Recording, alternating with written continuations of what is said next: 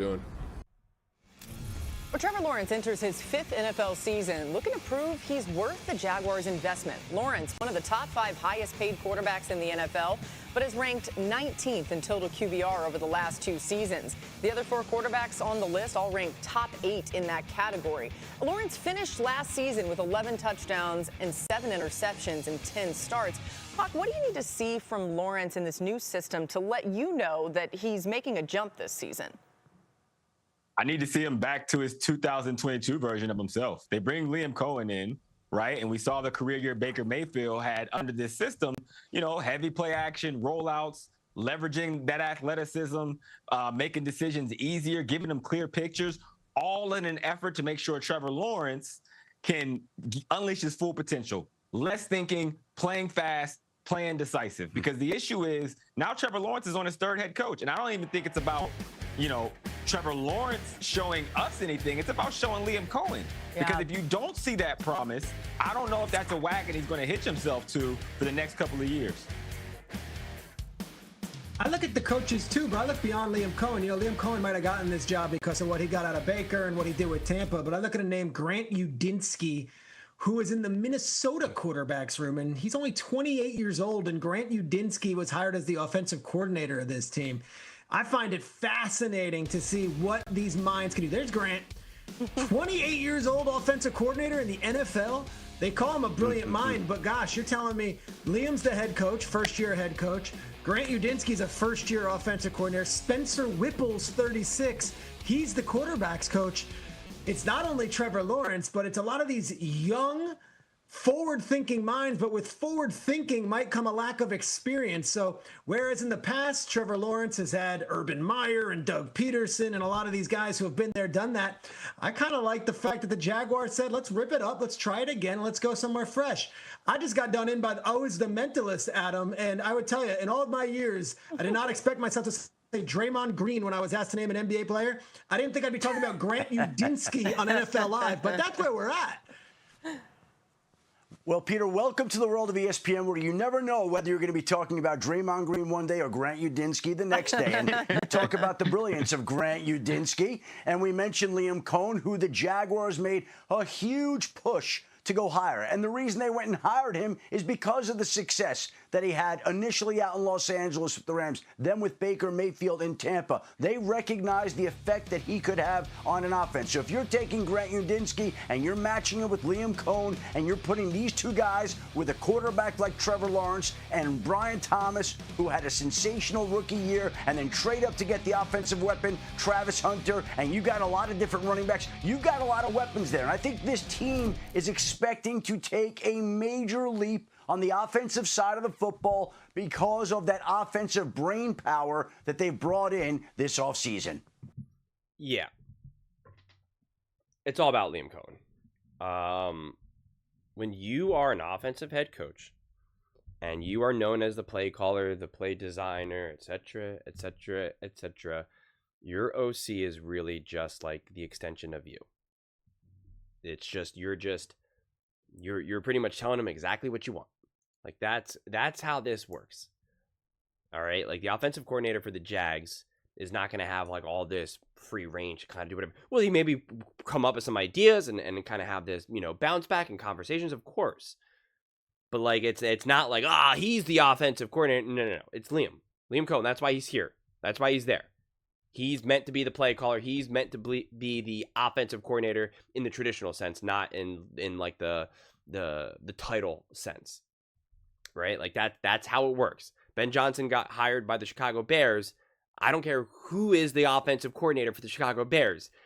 The actual guy who will be coordinating the offense will be Ben Johnson. Okay? Like you think the defensive coordinator was calling the defenses for Bill Belichick? No. All right? That's not how it works. So this is all about Liam Coen and how much juice does he actually have as an offensive mind? That, to me, becomes the better question. If you talk to a lot of Bucs fans and a lot of Baker Mayfield fans, especially Baker Mayfield fans, they'll say Liam Coen was actually more propped up by Baker Mayfield. I'm not saying that's true. I believe in a lot. I think what Liam Coen was able to do with all the injuries that he had last year was wildly impressive. But I think if Liam Coen is actually a great offensive mind, even if he's maybe not the best head coach, but there's still a lot to his own personal individual talents, then I think Trevor Lawrence will be set up to have a lot of success. I think in order for the Jags to really be special and to really be great and to really be maximized, well, then Coen has to prove to be an awesome head coach. And I always talk about this, like it's you got to know how to run practices, you got to know how to run a team, run the locker room, run the energy, run the travel.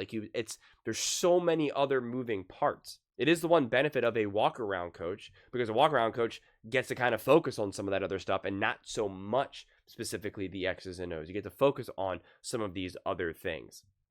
And so, to me, this is definitely one of the teams that I just kind of put in the category of wait and see, but I lean towards positive. I did not have a lot of confidence in the Jags last season.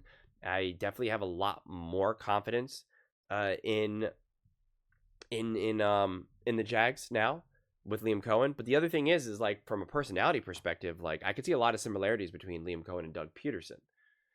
And it's just like, I think Doug Peterson in a lot of ways would be at the mercy of his coordinators, where you need some special coordinators to really boost a big offense, because anytime you're facing some adversity, some issues, he does not appear to be the coach that can really pull the strings or guide the team through the adversity.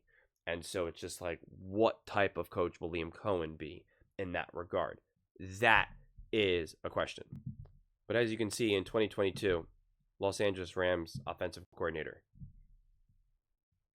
that was Sean McVay. Okay? That was Sean McVay. So, again, to me, and we know Baker had a great year, but people will say, well, Baker had a great year in 23 as well. He saved his career in 23. What was 24? So that's why, it's like I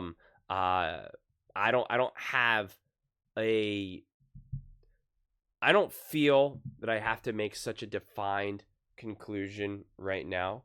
I lean towards somewhere in the middle right now. I think being with the Rams, being with Stafford, being with McVay has definitely been huge.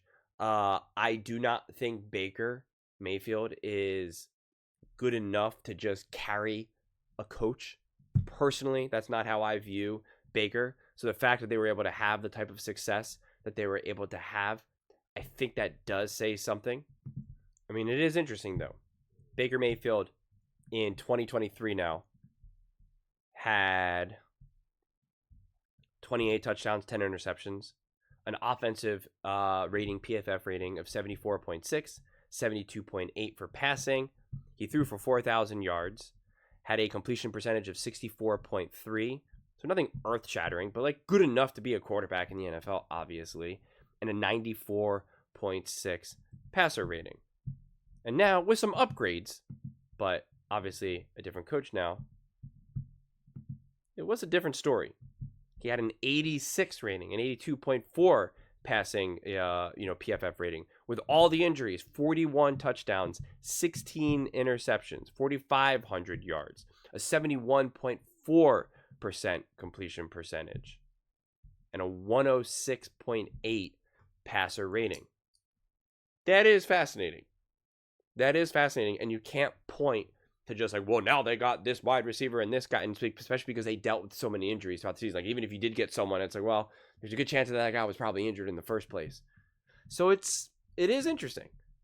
There is the argument to be made that Liam Coen was a huge reason why. I think it probably depends on how do you feel about Baker Mayfield.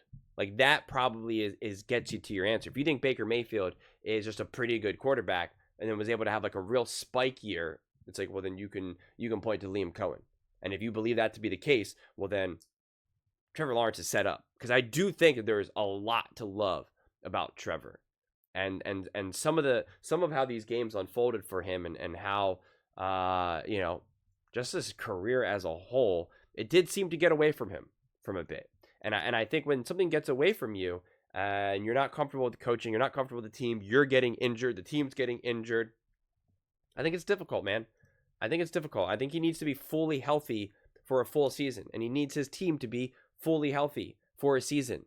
And he needs to have a coach that is actually like high level, that he can trust, a coach that's going to help guide him.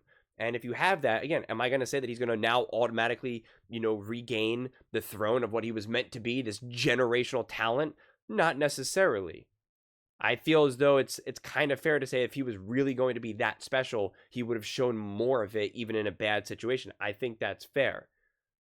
But I mean, like, the way how his career has unfolded, you would say like Kirk Cousins is better, Dak Prescott is better. Like, you can start naming a lot of quarterbacks. Baker Mayfield. I mean, like, you can name a fair amount. And I don't know if that's actually who Trevor Lawrence is.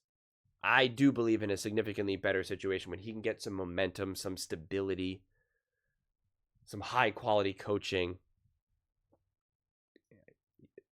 It's hard to see him not being in that top 10, in that tier, in that second. It depends on how many tiers we want to use in this example. And I don't want to get into a whole quarterback controversy conversation here, but it's just like, will he be considered elite and top level with Lamar Jackson and Patrick Mahomes and whatnot? Probably not. But could he not be in that next level with some of these other quarterbacks? It's like, it's hard for me to see why he can't get there. Is he more reliant on a coach and a roster than some of these other quarterbacks that you would prefer, especially paying him all this money and considering where he was drafted and what he was set up to be? Yeah, that might be fair. Might be fair criticism. I'm not expecting Kirk Cousins to be able to do as much as Josh Allen with less. So it's just, I think that's fair at this point. But does that mean that he should be hanging on by a thread and not even be able to start in the NFL? It's like, I don't think so either. So, and some of his stats are consistently high level. So yeah, I'm still holding out some hope on Trevor. I'm not holding my breath, but I do have some hope that he can redeem himself. But those are just my thoughts. I'd absolutely love to hear yours. What do you guys all think about Trevor Lawrence and the Jacksonville Jaguars and Liam Coen's impact on that? Let me know in the comments below. I read every single comment. So whether you agree with me or disagree with me, either way, let's get in some discussions. Let's get in some fights. But ultimately, let's just have some fun. And please do consider subscribing. We're building an amazing community here and absolutely love to see you part of it. I want to build something that we all genuinely feel connected to. Something that we're really excited to be a part of. I think we're all on our way to doing it. Please don't forget to give this video a thumbs up. This really does help with visibility and the algorithm. Thank you so much. See you next time.